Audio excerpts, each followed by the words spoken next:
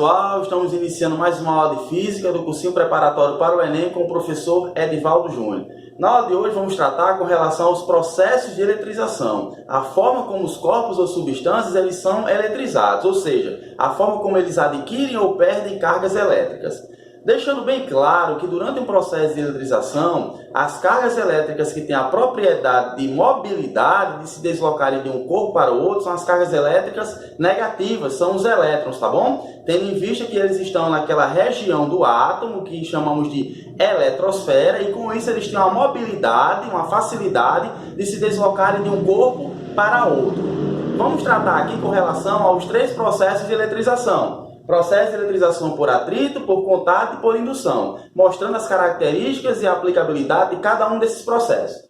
Tratando com relação ao processo de eletrização por atrito. Antes de tudo, vamos deixar claro algumas situações para que ocorra esse processo de eletrização. Primeiro, os corpos têm que ser constituídos de materiais diferentes, ou seja, a sua estrutura química tem que ser diferente. Eu não posso, por exemplo, atritar materiais de mesmas características, ou seja, um pedaço de madeira com um pedaço de madeira. Eu tenho que atritar materiais de características opostas, um pedaço de madeira com um pedaço de vidro, tá bom? Segundo, para que o processo de eletrização por atrito ocorra, é necessário que os corpos inicialmente estejam neutros. O que é isso, Edivaldo? A quantidade de prótons igual à quantidade de elétrons.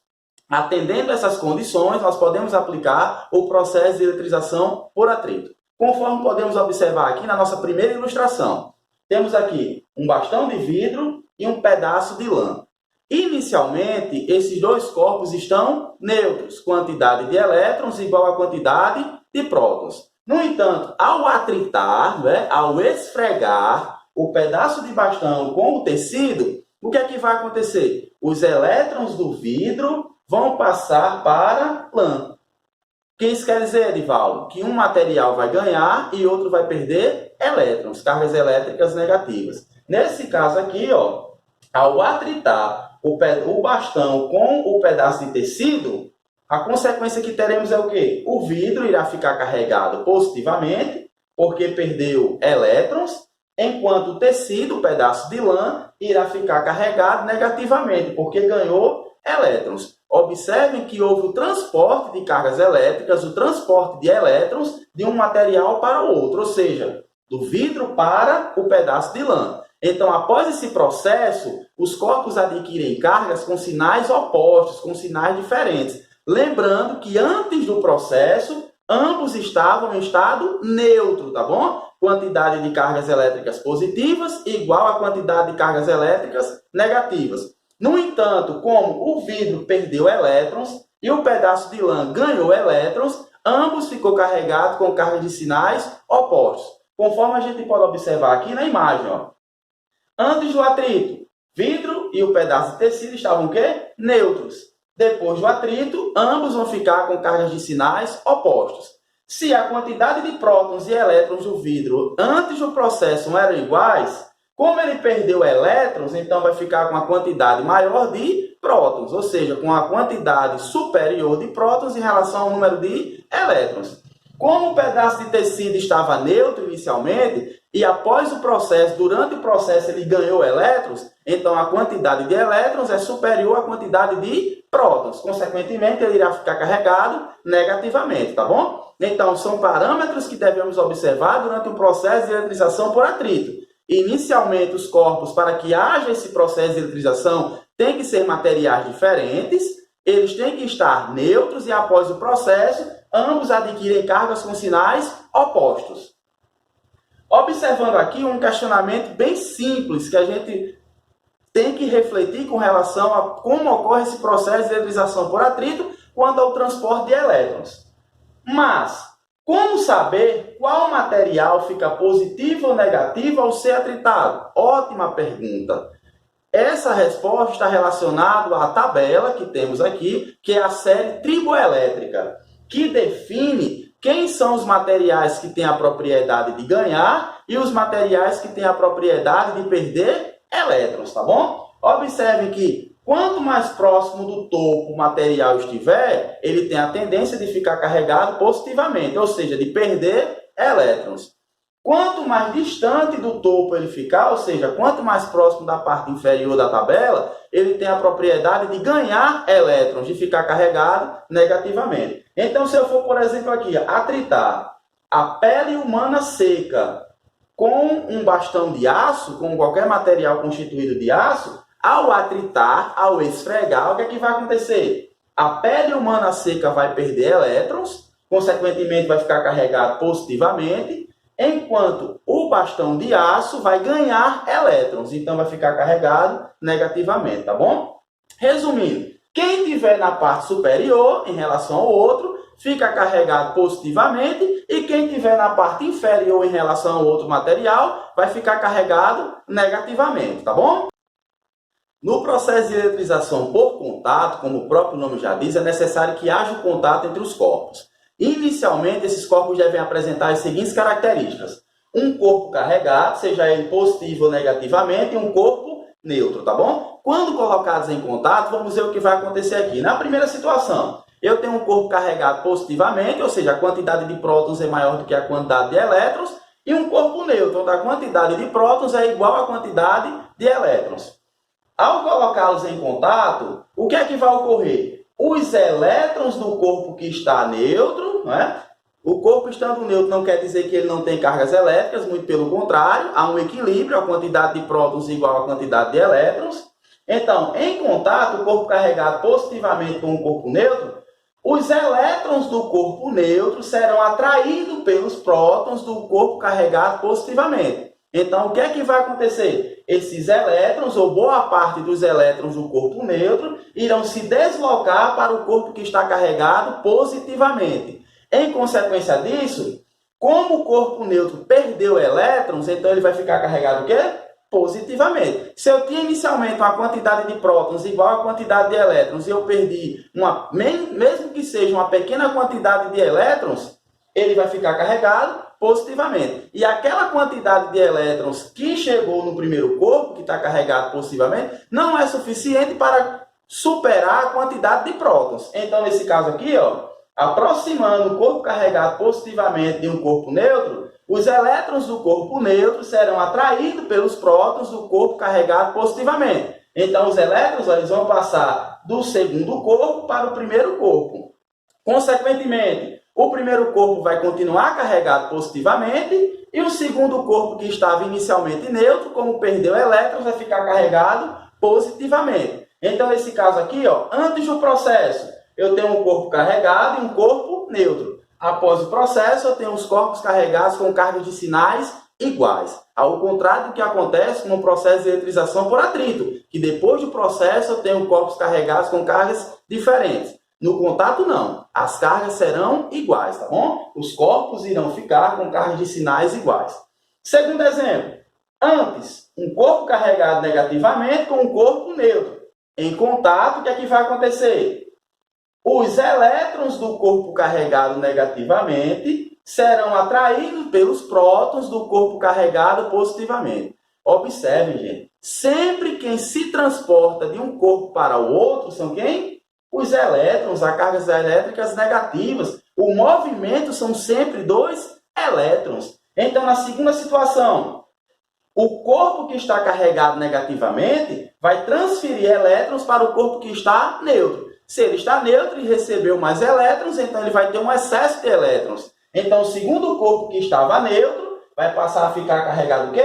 Negativamente. Em consequência disso, depois do contato, depois do processo de eletrização, nós vamos ter os dois corpos carregados com cargas de sinais iguais. Nesse caso aqui, com cargas de sinais negativos. Então, esse é o processo de eletrização por contato.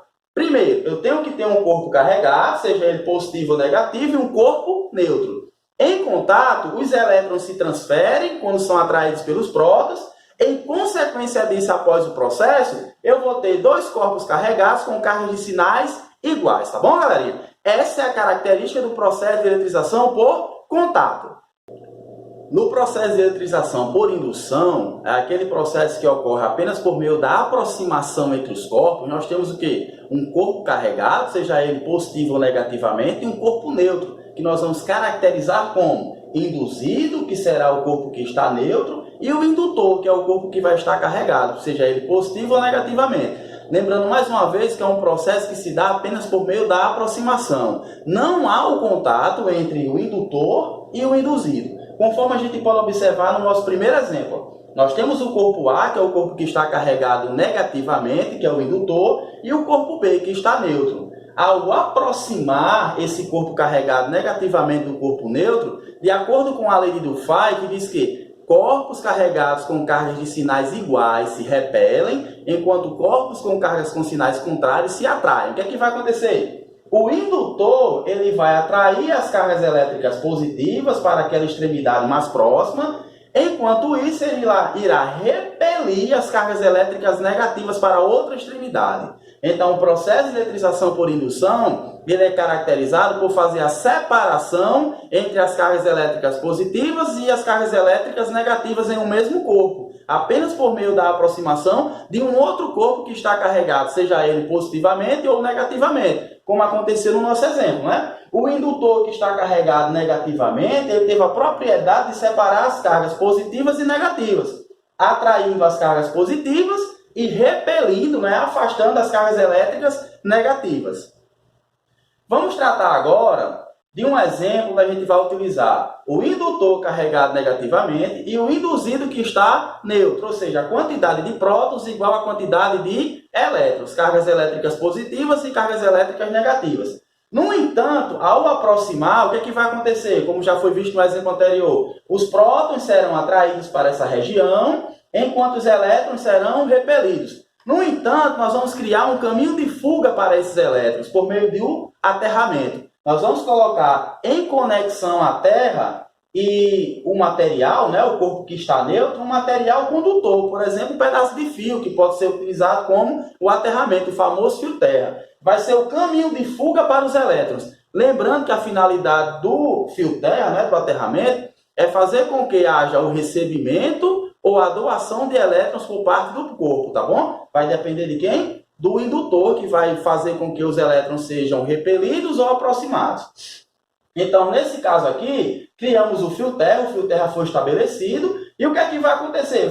Como os elétrons desse corpo aqui serão repelidos para essa região, então criamos um caminho de fuga. Então, vejam só o que vai acontecer, ó. Os elétrons vão partir do corpo, que inicialmente estava neutro, para a Terra, por meio do fio terra. Em consequência disso, ó, o que aconteceu?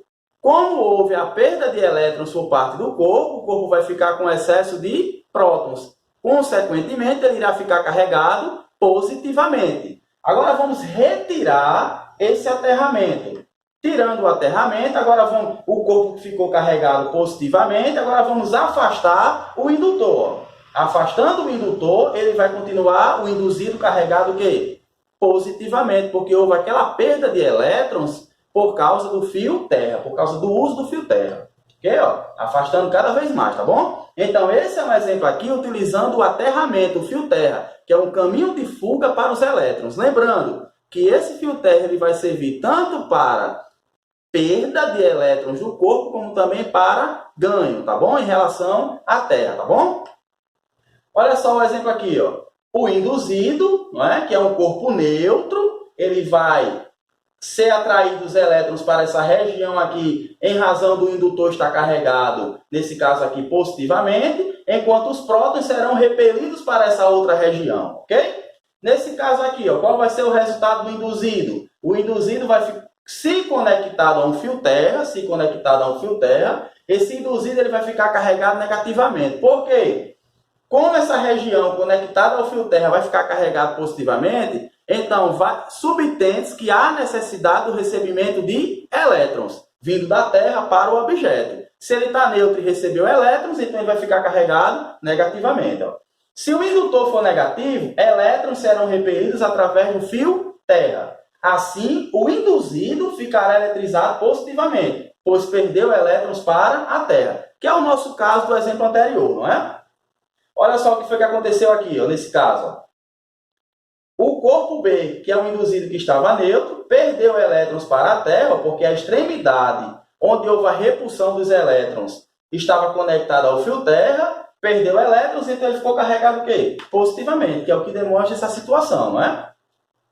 Um exemplo prático aqui também é em dias de tempestades, né? Em dias de tempestades, a gente sabe que aumenta-se a intensidade de raios. A incidência de raios, que é uma descarga elétrica, ela pode acontecer do contato entre quem? Pela interação entre nuvens de chuva, entre nuvens e o solo, tá bom? Nesse caso aqui, a gente pode observar que a grande concentração de massa no interior das nuvens faz com que as cargas elétricas positivas sejam separadas das cargas elétricas negativas.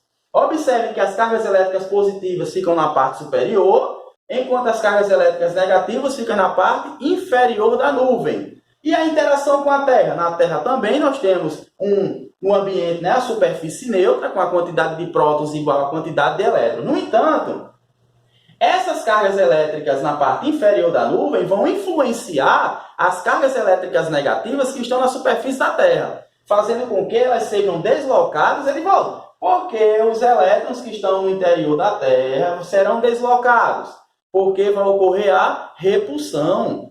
Cargas de sinais iguais, elas se repelem. Então, essas cargas elétricas negativas que estão na parte inferior da nuvem vai repelir, vai deslocar, consequentemente, para o interior da Terra, as cargas elétricas negativas que estão na sua superfície, tá bom? Se essas cargas elétricas vão para o interior da Terra, o que é que vai ficar? Apenas as cargas elétricas positivas. Então, consequentemente, vai ocorrer uma atração entre essas nuvens, entre esses elétrons que estão nas nuvens, né, na parte inferior, com os prótons que ficaram na superfície da Terra. Edivaldo, mas como vai ocorrer essa interação? Por indução. No entanto, ele precisa de um meio para que ocorra essa interação, que vai ser quem? O ar. Edivaldo, mas o ar não é um material, uma substância isolante? Ok. No entanto, o campo elétrico entre a nuvem de chuva e a Terra é tão intenso, é tão grande, que proporciona o quê? A rigidez dielétrica. O que é essa rigidez dielétrica? Ele quebra essa rigidez dielétrica do ar. É quando o material que é isolante passa a ser condutor, tá bom? E é o que vai acontecer com o ar. Rompendo a rigidez dielétrica, o ar vai passar a ser condutor, proporcionando assim o fenômeno da descarga elétrica, em razão do encontro entre uma grande quantidade de cargas elétricas negativas e positivas. É assim que surge o raio, tá bom? A incidência de raio, a partir de descargas elétricas. Lembrando que o fenômeno do raio está acompanhado de quem? De um clarão, em razão dessa grande descarga elétrica, que é o relâmpago. O raio são as faíscas, né? Em razão do encontro entre essas cargas, da interação entre essas cargas, uma grande tensão elétrica. Então, os relâmpagos é aquele clarão e o trovão é aquele barulho. Mas a gente pode observar que primeiro observamos o relâmpago para depois ouvir o trovão. Por que isso ocorre, Edivaldo? Se eles estão ocorrendo na mesma distância e simultaneamente. Isso ocorre em razão da velocidade de propagação da luz e do som. A gente sabe que a velocidade de propagação da luz é de 3 vezes 10 elevado a 8 metros por segundo, enquanto a velocidade de propagação do som é de 340 metros por segundo. Então, como a velocidade da luz é bem maior do que a velocidade do som, então observamos primeiro o relâmpago para depois ouvir o trovão, tá bom, galerinha? Então, aqui encerramos a nossa aula com relação aos processos de eletrização, atrito, contato e indução, referente ao conteúdo da eletrostática, que estuda o comportamento das cargas elétricas em repouso, como foi dito em aulas anteriores. Espero que vocês tenham gostado. Vai lá no nosso blog, Professor Edivaldo Júnior. Vai também no nosso canal no YouTube e tem acesso a várias aulas, não apenas de física, mas também de outras disciplinas. Façam a sua inscrição no nosso conteúdo lá no YouTube, Professor Edivaldo Júnior. Valeu, galerinha. Até a próxima aula. Tchau!